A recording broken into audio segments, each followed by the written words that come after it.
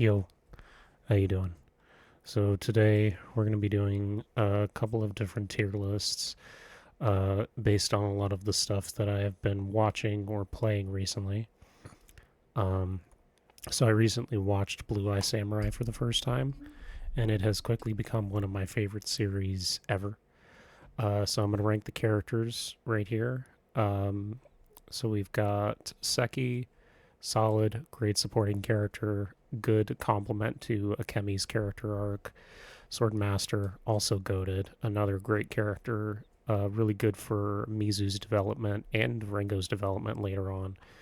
Taigen A, he's one of the best rival characters ever written, and the fact that they subvert um, him being removed from the story or just dying or just being like a hateful asshole and actually develop his character throughout the entire second half of the series is actually really interesting and really refreshing.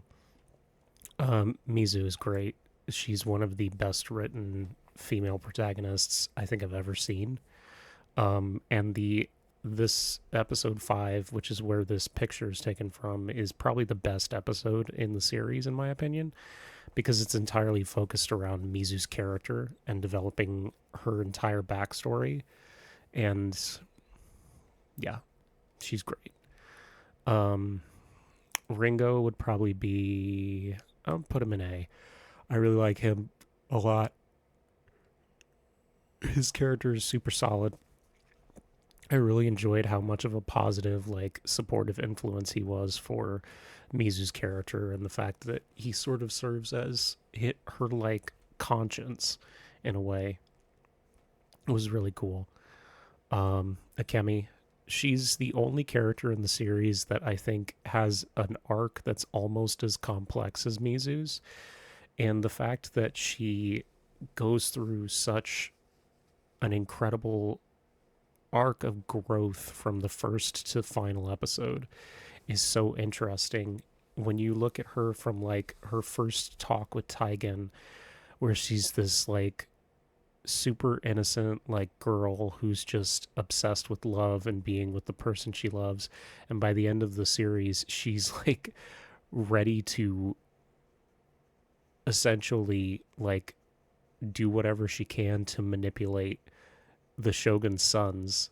I mean, based on where they're going, they could have Akemi essentially taking control of the entire government in the next few seasons, which, I mean, I would absolutely love to see that. So, Fowler is an A rank. He's probably one of the best um, villains I've seen in a long time. Is a really solid antagonist, great foil to Mizu, especially when he does that. The two scenes that come to mind for him is the one where he's talking in the chapel, and he's essentially so arrogant that he's trying to like essentially bargain with God. And then the other scene that I think of is his speech to Haiji when he's talking about the death of his family, and how he nearly starved to death. And that speech in particular gives you so much context for why he is such like a deplorable scumbag. And I love that when they give you characters that are evil and there's an explanation as to why they're evil, but the explanation doesn't excuse their actions and the author doesn't use the explanation for their present day personality as an excuse to try and redeem them. Like Fowler is completely irredeemable, but when you look at his backstory, you completely understand why he's so twisted. So he's a really great antagonist. Um, Kaiji, not as much. I mean, he's fine. He's basically just like a rat who betrays the people around him. Um, there's a couple characters on here that I really think should be. Akemi's father would also be down in C tier next to Haiji. He doesn't have a lot of depth. He's just kind of a greedy asshole. Madame Kaji, however, would be up in A tier. The fact that she serves as sort of like Akemi's mentor. Like Madame Kaji is essentially to Akemi what Sword Father was to Mizu. Like Kaji was Akemi's mentor. And I don't think that Akemi would have gotten to the point she was at the end of the series if it wasn't for Madame Kaji's guidance. Um, and then Mizu's mother would be down here as well. Again, she's kind of one note, kind of boring. Mikio, Mizu's husband, would probably be in B tier. He's also, I mean, he's a little bit more complex, but I don't really like him. I mean, I don't like Fowler, but I do think Fowler's better written than Mikio. Um, and then I'm trying to think if there's any other characters. Chiaki, he would probably be down in C tier. Um, hold on.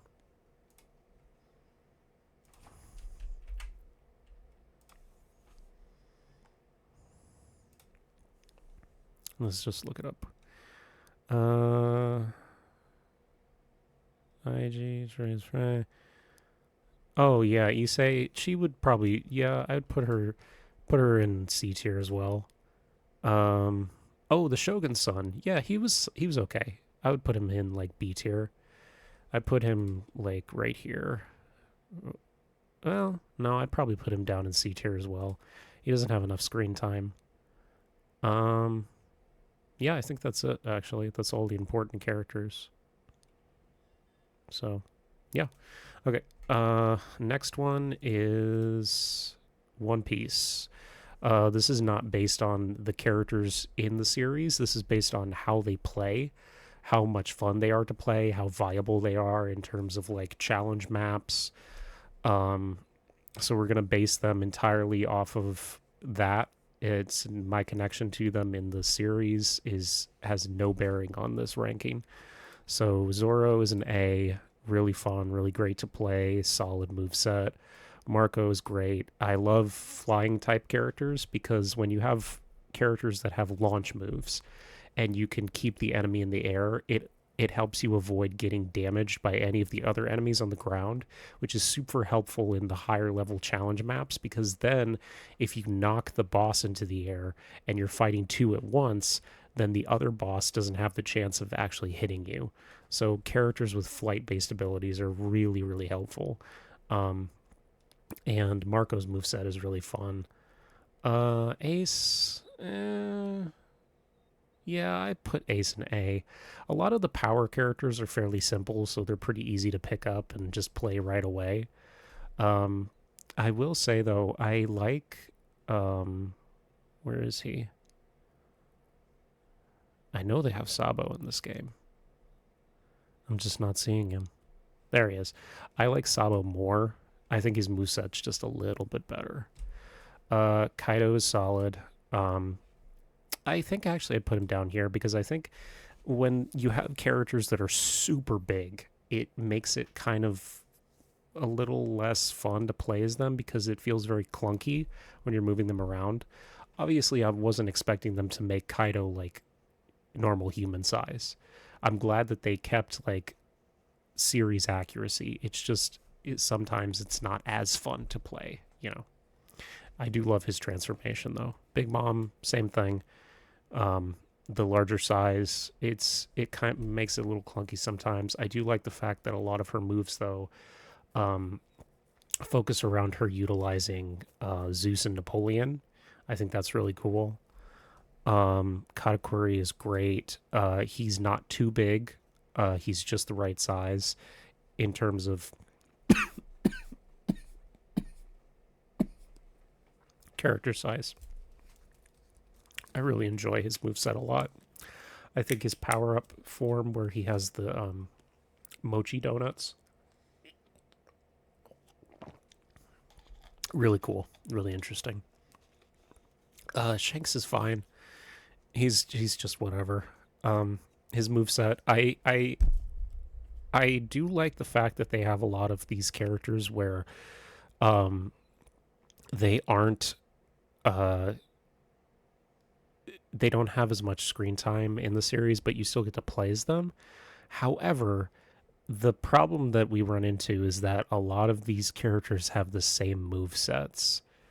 Yeah, so Rayleigh and Roger.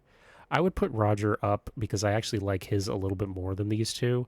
But uh, yes, I know their movesets are technically different, but Shanks, Rayleigh, and Roger, if you looked at them like out the side of your eye, you would think they were the same character because their movesets are way too similar. And I get it. They're similar because we barely have anything to go off of from them fighting. But I don't know, man.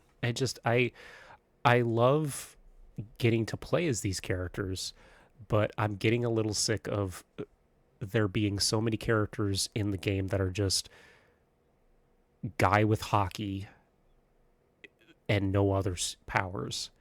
You know, especially guy with hockey who uses sword. It's and that's especially exacerbated by the fact that there's where is he? There is two different versions of Shanks. Why? What was the point of this? They essentially wasted a character slot to make two different versions of the same character.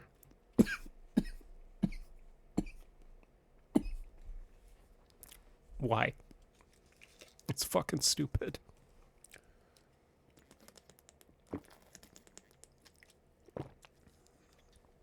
Okay. Um Blackbeard. Eh. Blackbeard's okay. I'm not a huge fan of his moveset. It's kind of clunky. Bard is good. I would put him right here. I like Bard a lot. Cavendish, yeah, Cavendish is an A. I like the speed type and flight type characters are solid. I like them both. I like those both types a lot. Luffy is great. I mean, he's meant to be like the easiest character to pick up. That's the whole point. Um, Nami, yeah, I'd put her down here. Unfortunately, the technique characters are not as well implemented in the game, in my opinion. Um, I do like the fact that Nami's playable, but I don't really think that they. I don't think that they, did a good job of making her feel super fun to play. You know, does that make sense? Um, Kid is fine. Put him here. Hawkins is fine. These are both just whatever. Beige is he has the same problem as Nami in that his moves are fun, but it's very hard to get a handle on how to play him. Mihawk is good. Jinbei, yeah, Jinbei's solid. Doflamingo is really fun. Doflamingo's moveset is super, super fun. Crocodile, I put him in A. Hancock is B. Yeah. Buggy, again, same problem as the other technique characters. It's kind of hard to use him sometimes. Akainu, I put him in A. Usopp, Usopp is okay. Kizaru, yep. I love me some speed characters. Fujitora, also, yep. Smoker, sorry, my dude. Tashigi, yeah. Lucci, yeah. Aokiji,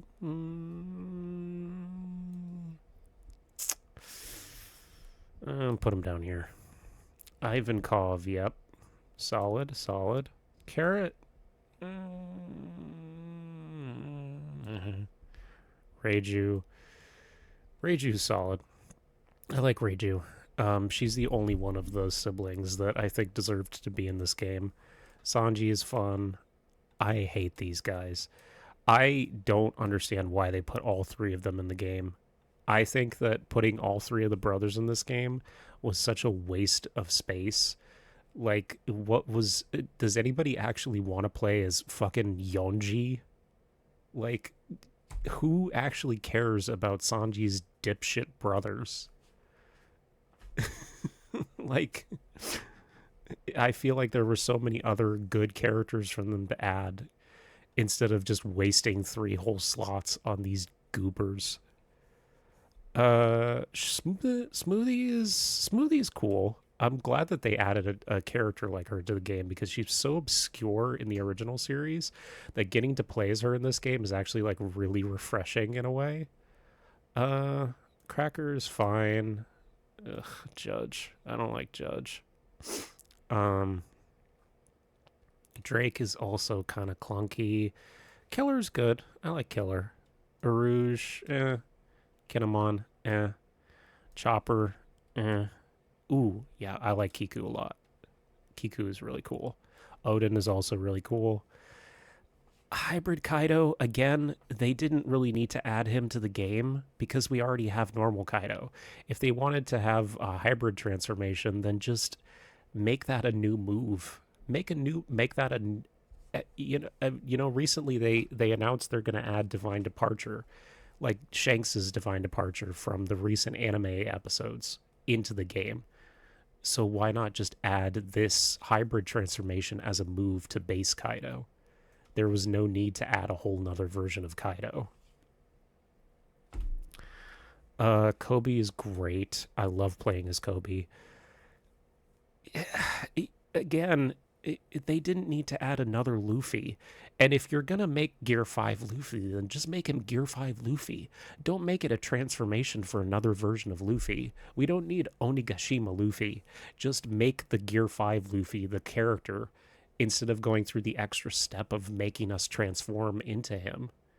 That being said, Gear 5 Luffy is really fun to play. I wish, actually, I'm going to pump it down here. I wish we didn't have the extra step. Just make Gear 5 Luffy the character. We don't need the in-between of normal Luffy again. If I want to play normal Luffy, I have two other options of playing as normal Luffy. I don't know why Robin is here on here twice. She's fine. Yeah. Brooke is also fine. Whitebeard is goated. Whitebeard is one of the... I actually put him up here. I think I actually use Whitebeard and Doflamingo. Here we go. These three, Fujitora, Doflamingo, and Whitebeard, are the three characters I use the most in this game. I use these three all the time. And the other one I use all the time. Yep, these four. Whitebeard, Doflamingo, Fujitora, Yamato. These are my mains in Pirate Warriors 4. Law is good. I'll put him in A. Again, another base Luffy. Solid. Oh, pre-time skip Luffy. Yeah, sure. Whatever. I mean, again, we didn't need that. We didn't need him. We don't need pre-time skip Zoro or Usopp either. We have all of them already. We don't need pre-time skip Sanji. Garp is actually pretty good. Out of the hockey using sword characters, he's one of the better ones. He doesn't have a sword though. Out of the hockey centric characters is what I meant to say, which is, like Roger, Shanks, Rayleigh. I think Garp is one of the best ones. And then Uta is very fun. Her moves are kind of hard to use, but her move set is so pretty. It looks so good that it makes up for the fact that she's kind of, weird in terms of her moveset.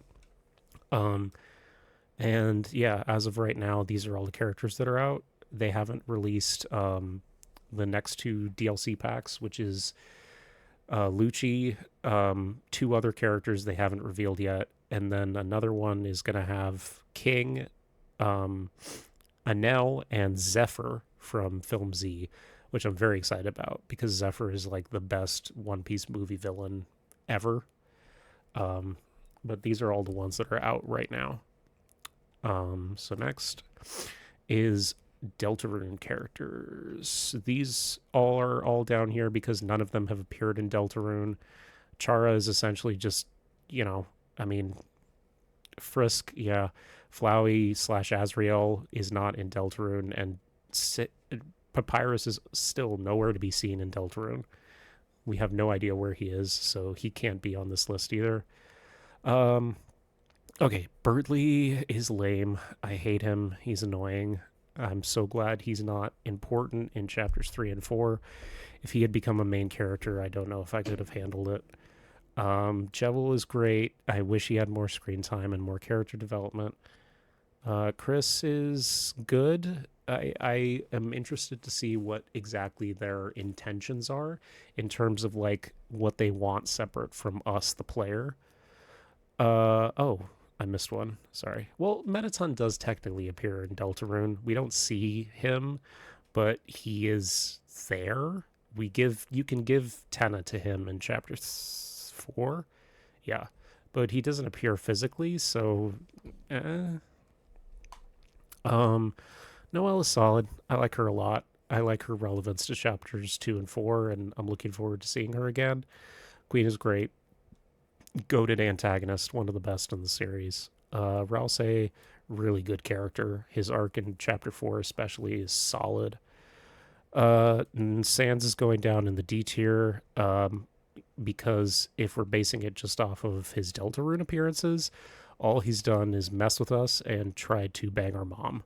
So, get out of here. Spamton, yep, is going right in the S tier. I'm sorry. It's Spamton. It's Spamton. S for Spamton. He has to go in the S tier. Susie also has to go in the S tier. I would actually argue Susie is the best character in the game. Definitely the best written character in the game, that's for damn sure. Toriel's fine. I wish she had had more relevance to chapter 3, but you know, what are you gonna do?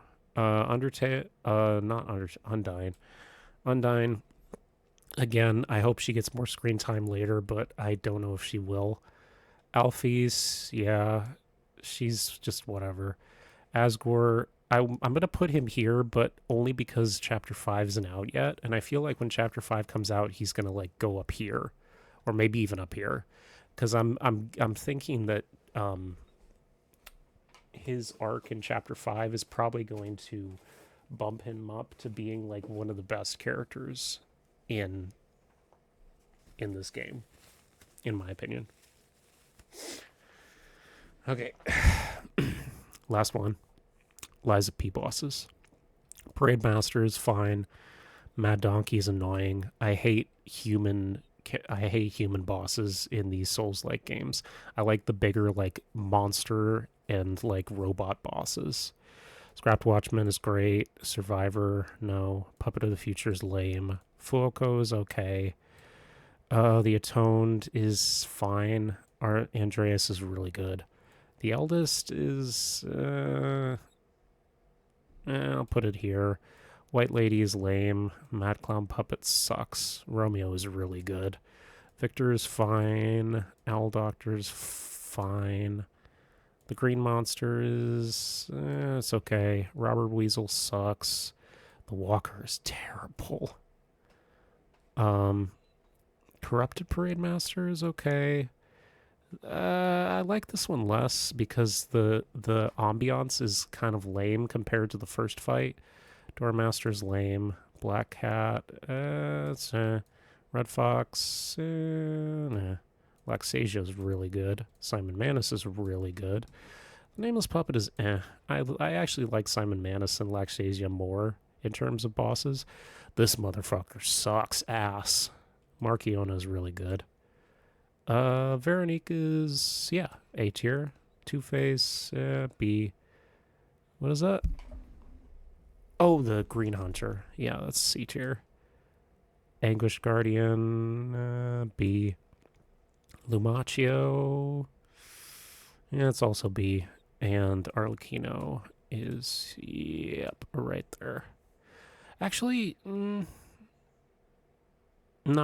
Yeah, I would put that's pretty good right there. Yeah. So yeah, thanks for watching. Bye.